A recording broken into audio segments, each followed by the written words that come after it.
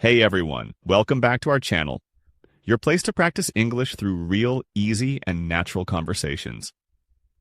Today, you're going to listen to a fun and relaxing chat between two friends, Alex and Mia, as they catch up at a cozy coffee shop. They'll talk about work, hobbies, travel dreams, funny memories, and much more. Just like real life. This conversation is perfect for improving your English listening skills, learning casual phrases, and feeling more confident with everyday English. So grab a coffee, get comfy. Let's start the session. Welcome to the deep dive.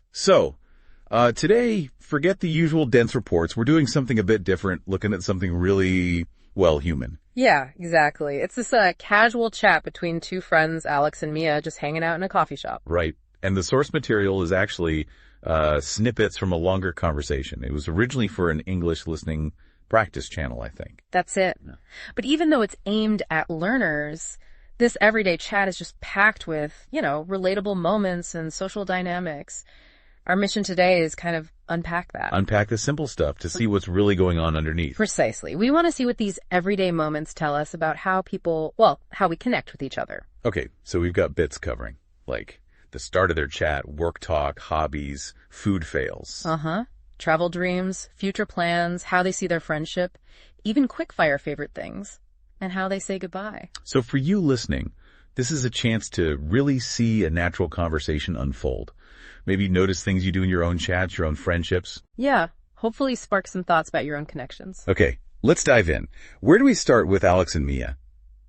The beginning, I guess. Yeah, the beginning. They sit down, mention the coffee shop vibe, and then almost instantly it's, how have you been? That classic opener. Right. And it's how quickly they establish that connection. Familiar ground straight away. And what's the first thing they land on? Being busy and tired. Oh, yeah. That comes up super fast. It's like the universal password for adult conversation, isn't it? I'm tired. Yeah. Me too. Boom, connection. Totally. It's a really low stakes way to start, right? Everyone gets it. No need for big explanations. Yeah, just immediate empathy, shared struggle. Exactly. It just paves the way for, getting into the more specific stuff later, builds that common ground first. Okay, so after the universal tiredness check-in, they move on to work, and we get that great line about death by emails. Yes. That jumped out at me too. The idea that emails just sort of, multiply overnight? It feels like that sometimes, definitely. And the humor there is key, I think. Saying something like death by emails is obviously an exaggeration, but it lets them bond over that shared annoyance without it getting, genuinely negative. Yeah, it keeps it light. It's not all complaining, though, is it? They seem to generally like their jobs, mostly. Right. There's that balance. They acknowledge the hassles, the email overload, but there's still a sense of, overall satisfaction. It's realistic. And then comes the fantasy. Quitting it all. Ah, yes. The beach cafe. The universal escape plan. Why is that specific dream so common, do you reckon? Opening a little cafe somewhere warm. Well, I think it probably hits a few sweet spots, doesn't it? Like, being your own boss, maybe a slower pace of life, getting away from the corporate thing. Yeah, maybe doing something more tangible. Making coffee instead of answering emails. Exactly. Connection with nature, maybe more creativity. It's just, it represents escape from the usual pressures, I suppose. Makes sense. Okay, so from work dreams, they shift to hobbies. What's going on there? Mia talks about starting abstract painting, which is cool, but she adds that little bit, when I'm brave enough to show anyone. Oh yeah, that hesitation, it says a lot, doesn't it? About putting yourself out there creatively. Totally. There's a vulnerability there, isn't there? Sharing something you've made, it feels personal. You're kind of open to judgment, even with good friends. Yeah, I get that. And Alex, he's learning guitar. He is. And he immediately makes fun of himself, saying his playing makes the cat run away. Classic self-deprecation. Right. And that kind of humor, it works really well socially, doesn't it? It's disarming. Yeah, it makes him seem relatable. Like, hey, I'm trying this new thing and I'm kind of terrible at it, and that's okay. Exactly. It signals he doesn't take himself too seriously. It invites empathy, maybe encourages Mia to be vulnerable about her painting too. It sort of levels the playing field. Okay, so painting, guitar. Then they get on to food. And this leads to the pasta story. The crunchy pasta incident. Alex insists it was al dente.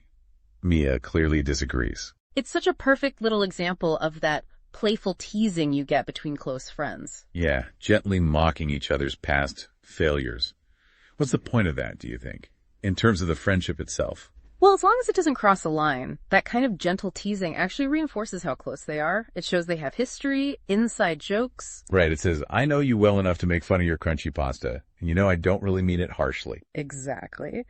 And then Mia's follow-up, offering to have emergency pizza on standby for the next time Alex cooks. That's brilliant. It totally undercuts the teasing with genuine support, doesn't it? It's like, I'll tease you, but I've also got your back with pizza. The ultimate backup plan. Yeah. Okay, so that leads them into talking about other shared stuff, like that road trip where they got lost. Oh yeah, the infamous road trip. Alex calls it exploring. While Mia remembers nearly ending up in a different country.